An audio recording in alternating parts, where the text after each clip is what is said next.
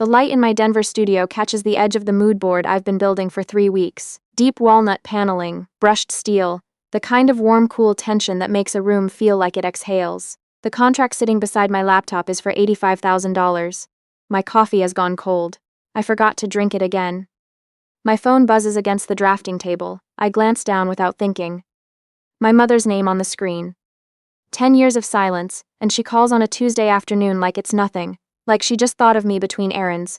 The screen pulses 4 times, 5 times. I press the side button and set the phone face down on the table. My hand doesn't shake. That surprises me less than it used to.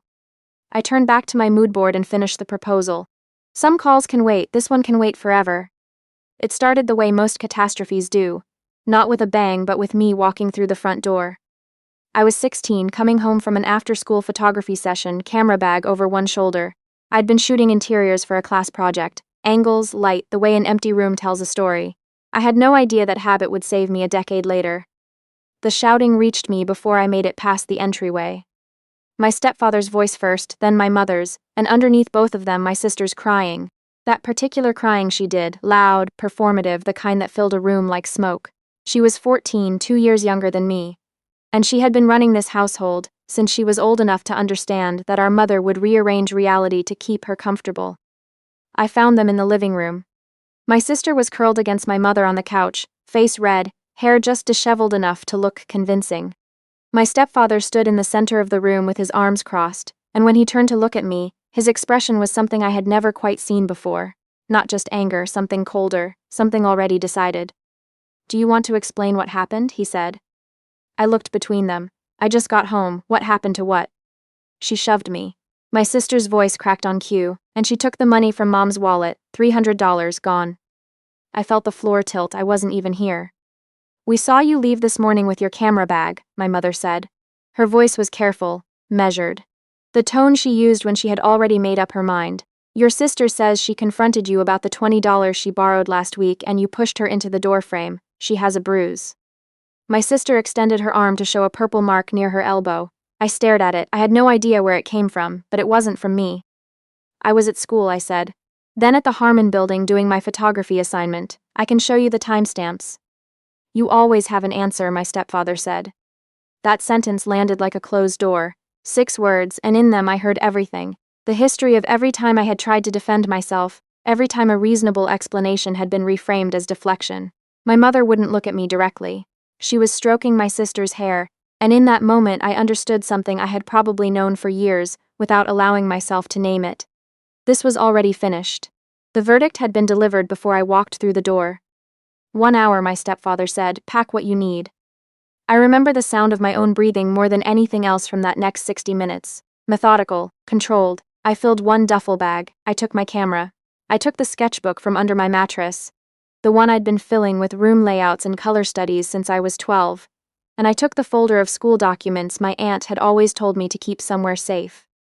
I stood at my bedroom doorway for a moment and looked back at the space I had lived in since I was 8 years old. Then I walked out. My aunt lives 40 minutes across the city. She is my mother's older sister, and she is one of those people who takes up exactly as much space as she needs and not a single inch more. Practical, quiet. The only adult in my family who ever looked at me like I was actually there, and not just a problem to be managed around my sister's needs. She opened the door before I even knocked, like she had been half expecting this.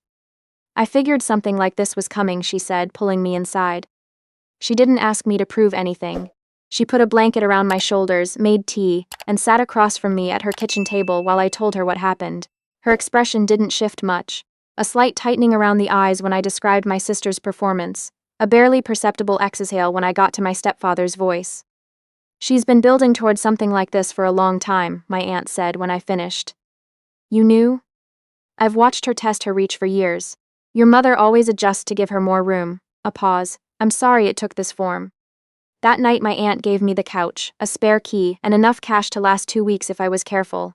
I lay in the dark listening to the hum of her refrigerator and made a promise to myself that settled into my chest like a stone dropped in still water. I would not go back. Not to ask for anything. Not to prove anything, not ever. The next 4 years were the kind that build a person whether they want to be built or not. I finished high school from my aunt's address, working weekends at a home goods store downtown. There was something unintentionally perfect about spending 40 hours a week arranging furniture displays and lighting samples. I started noticing things. How the angle of a lamp changed the emotional temperature of a room, why certain color combinations made people stop walking and look. My manager caught me rearranging the floor display one evening after close, and instead of writing me up, she asked who taught me that. No one, I told her, I just see it. She put me in charge of seasonal displays after that. It wasn't a promotion exactly, but it was something. I applied to community college with a portfolio of photographs and hand-drawn room plans. I got in. I worked mornings, attended class in the afternoons, and spent my evenings in the library with books on color theory and architectural history that I never returned on time and always paid the fines for anyway. I wrote my scholarship essays at a corner table by the window, version after version, until I found the one that told the truth without flinching and without self-pity, the version that got me the money I needed. My aunt came to my community college portfolio show with a disposable camera she had bought specifically for the occasion. She took 17 photographs. She framed 2 of them and put them on her hallway wall before I had even finished transferring to the 4-year program. Design school was where everything accelerated. I had 10 years of quietly accumulated obsession to pour into every project. My professors noticed. One of them in my 3rd year pulled me aside after a studio critique and said, "Yeah, design spaces like you understand what people are actually afraid of." I didn't know how to explain that I had spent a long time living inside the feeling of a room closing in on you. My first real job after graduation was with a small residential firm in Denver. I had moved there partly because I didn't want to be in the same city as my family, and partly because Denver had the kind of light I had been trying to capture in photographs since I was 16. That specific high-altitude clarity that makes colors truer than they have any right to be. I worked hard. I worked all the time, honestly. I sent every decent project photo to my aunt, and she kept them all in a folder on her laptop labeled with my name. At 24, I took my savings and 3 clients and started my own studio out of a spare bedroom. By 26, I had a staff of 2 and an office with windows overlooking downtown. By the time my mother called on that Tuesday afternoon, I had 8 people on my team and a reputation for commercial interiors that was finally reaching the kinds of clients I'd been building toward since the beginning. I didn't call her back that day. But the next morning there was a text.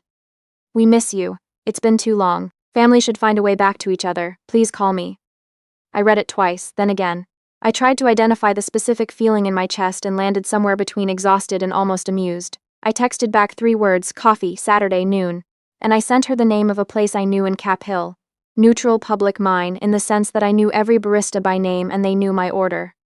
They arrived together. My mother and my stepfather, 5 minutes early, already seated when I walked in. They looked older in the way that people look when time has done what time does. My stepfather's hair had gone gray at the temples. My mother wore a blazer I didn't recognize. I let them stand to greet me. I didn't lean into the hug my mother reached toward. I sat down across from them and folded my hands on the table. "You look wonderful," my mother said. "We've been following your work online." "Thank you," I said. My stepfather cleared his throat. "It's good to see you." I said nothing to that. The small talk lasted about 8 minutes. Denver, the studio, the weather. My mother asked about a project she'd seen on my website, something about the color palette I'd used in a hotel lobby renovation. And then my stepfather reached into the inner pocket of his jacket and set a folded piece of paper on the table between us. "We wanted to be honest with you," he said. "Your sister is going through a very difficult time. Her marriage ended last year. She's raising her daughter alone and the financial pressure has been significant." He smoothed the paper with one hand. "We've helped as much as we're able, but we're not in a position to continue at the level she needs." I looked at the paper. I did not pick it up. "What is it you're asking for?" I said. My mother jumped in. "We thought, given how well things are going for you, that perhaps you could help with some of her immediate expenses. We're not asking for charity. It would be temporary." "Does she still believe she's telling the truth about what happened when I was 16? I asked. The table went quiet, the kind of quiet that has shape. My stepfather picked up the folded paper and then set it back down. That was a long time ago, everyone was. "I'm asking a specific question." My mother looked out the window toward the street. "You girls were always so volatile with each other. It was a complicated situation." There it was. 10 years later, and they were still rearranging the furniture of that memory to make it more comfortable to sit in. "I'll help," I said. Both of them looked up. My stepfather's expression shifted toward relief before I had finished the sentence. "Under one condition," I said. "A family gathering. Everyone, cousins, aunts, uncles, whoever is still connected to this family. And at that gathering, my sister stands in front of all of them and tells the truth about what actually happened. The money, the bruise, whatever story she's been telling people about why I disappeared. My mother went very still. You can't ask her to. That's my condition. My stepfather's relief had curdled into something harder. You'd humiliate her over something that happened when you were teenagers? She cost me my family, I said. I've spent 10 years rebuilding from a lie I never got to answer. They asked to step outside and talk. I watched them through the window, my stepfather pacing, my mother standing with her arms wrapped around herself. I finished my coffee and ordered another one. I was almost done with the second when my mother came back in alone. Your sister has a little girl, she said quietly. 4 years old. What you're asking would reach that child eventually. I know, I said. I think about that. I think the child deserves a mother who understands what truth costs. I picked up my bag. The truth or nothing. You know where to find me. I drove home with the windows down despite the October cold, and I felt something I couldn't immediately name.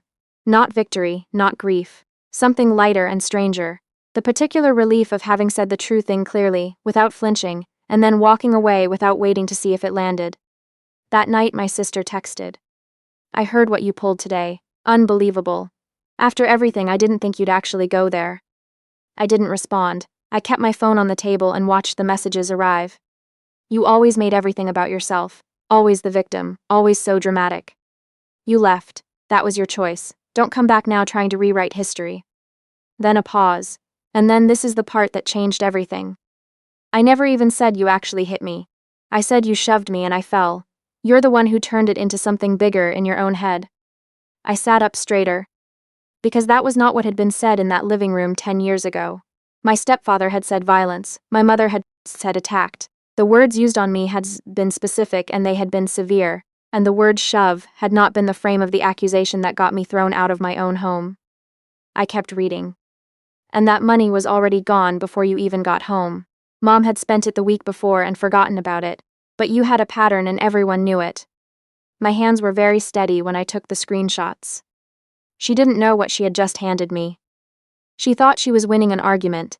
She had been so certain for so long that she was untouchable inside this story that she had stopped being careful with it. But here is what she didn't know. I still had the photographs from that day. I had been shooting our house for my photography class project. Domestic architecture, the assignment was called, document the interior spaces of your home. I had spent that morning moving from room to room, framing doorways, capturing light on hardwood floors, photographing the hallway table where my mother kept her things. I had uploaded the files to the school's server that evening at the library, time-stamped, tagged with my login, preserved on an institution's server that, as it turned out, still existed. I opened my laptop and logged into the old portal, half expecting the account to be long deleted. It wasn't. The files were there. Time-stamped 8:44 a.m. on the morning of the day I was told I had stolen $300 in the afternoon. Including one photograph, the hallway table, edge of the frame, my mother's wallet open and clearly full. 3 shots later, the same table, same wallet still there, bills visible. My sister had said the money was already gone before I came home. My mother, apparently, had spent it and forgotten. But the accusation held against me, the reason I was given 1 hour to pack my life into a bag, was that I had taken that money sometime between arriving home from school and dinner. The photograph showed the wallet intact at 8:44 in the morning, with a full day of time-stamped evidence between that moment and me walking out the door. I called my attorney the next morning. She is a woman I met 3 years ago at a Chamber of Commerce event. Sharp, practical, the kind of person who listens to a story once and immediately understands its architecture. I laid everything out in order, the texts, the screenshots, the photographs. My aunt's quiet record-keeping, which I learned about only when I called her that night. She had kept notes in a small spiral notebook she had never mentioned to me, documenting things she had observed over the years, dates and details, the kind of evidence that only someone paying careful attention can produce. My attorney set down her coffee. This is workable. The original incident has statute complications, but these messages are recent and explicit. Combined with photographic evidence that directly contradicts the accusation, you have something real. She looked at me. But before we talk legal options, what do you actually want? I thought about it for longer than she probably expected. I want the people who were there to know the truth, I said. Not a courtroom, the family. Then let's start there, she said, and keep the legal option as a boundary they know exists. That evening I sat at my drafting table and wrote an email. It went to every family member whose address I could find, cousins, aunts, uncles, people I hadn't spoken to in a decade. I kept it short. I said I hadn't shared my side of the story before, that I was sharing it now, and that the attached documents would speak for themselves. I wasn't asking for anything. I wasn't making demands. I just wanted the truth to exist somewhere outside my own memory. I sent it at 11:43 p.m. By morning, my inbox was full. My cousin on my mother's side, someone I had played with every Christmas until I was 16, wrote, "I always felt something was wrong with how that whole situation was explained to us. I'm so sorry I didn't reach out." An uncle I hadn't seen since I was a child wrote, "Your sister told us you had suffered a breakdown and had to leave for your own well-being. I believed it because no one contradicted it. I am ashamed of that." A great aunt who was 81 years old and apparently very comfortable with email wrote simply, "I knew that child was trouble when she was 9. Welcome back, sweetheart." Then my sister called. I let it go to voicemail. She called again. On the third call, I answered with my recording app running. "What do you think you're doing?" Her voice was pitched high, with a tremor I had never heard from her before. The sound of someone who has never actually faced a consequence and is now standing at the edge of one. "You have no right to drag all of this up now." "I shared documents," I said. "The documents speak for themselves." "Those photos don't prove anything." "They prove the wallet was full at 8:44 in the morning," I said, "which makes it difficult to explain how I stole money that afternoon." Silence. Then, without meaning to, she said it, "I never wanted you actually gone. I just wanted them to take my side for once. I didn't think they'd make you leave." I saved the recording. I ended the call. An hour later, my mother sent a message to the entire family group claiming I had fabricated the photographs, that I was retaliating for being refused money, that I had always struggled with the truth. The family had already seen the school server metadata. They had already read my aunt's notes with their dates and observations. They had already compared my sister's claim that the money was gone, before I arrived with the photographs showing it there that morning. The response to my mother's message was not what she expected. 3 days later, my attorney sent cease and desist letters to my sister and to my stepfather, not because I planned to sue, though the option was real and they now knew it, but because some boundaries require paperwork to be believed. The silence that followed was different from the silence of the previous 10 years. That silence had been a wound I carried. This one was a door I had closed from my side, on my own terms, with my hands steady. My aunt called me that night. Her voice was thinner than it had been even a few months ago, and I had been trying not to notice that too carefully. "They're afraid," she said. "I know.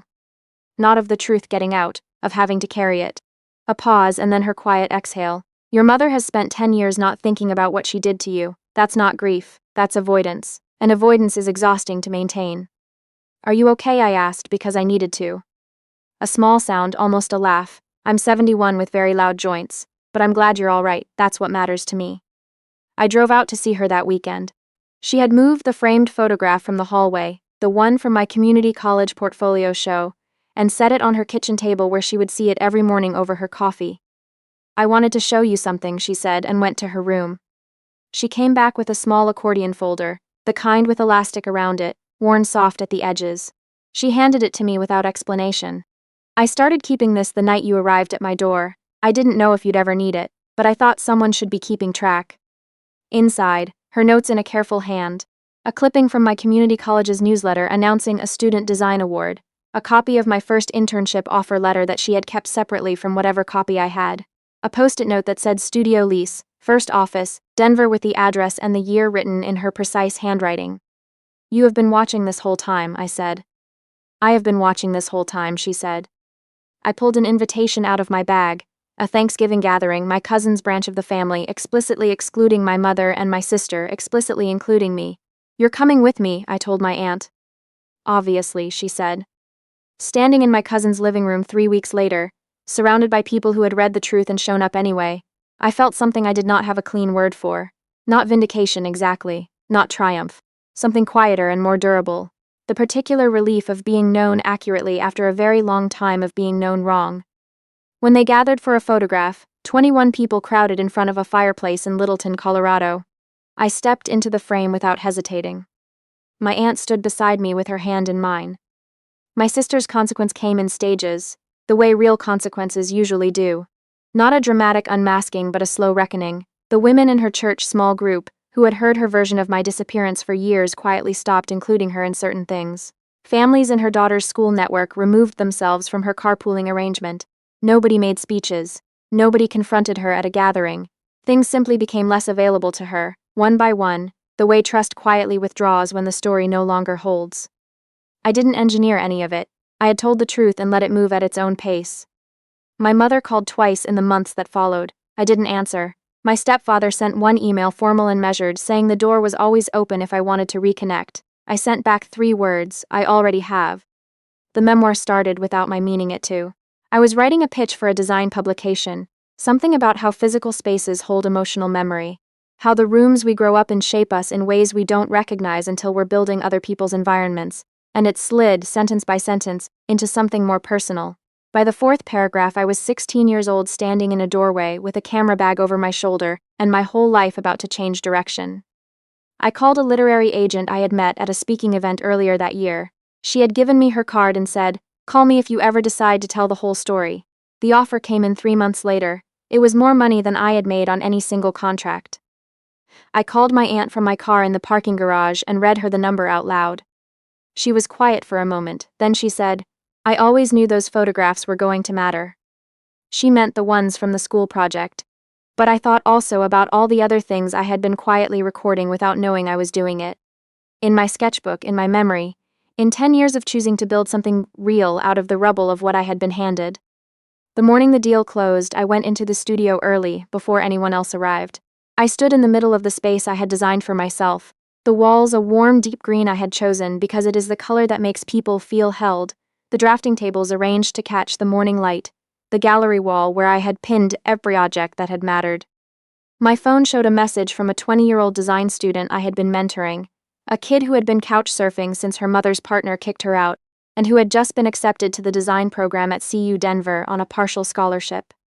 "I got in. I cannot believe I got in. Thank you for not letting me give up on myself." I sat down at my desk and wrote her back, one sentence. "You got yourself in, I just held the door open."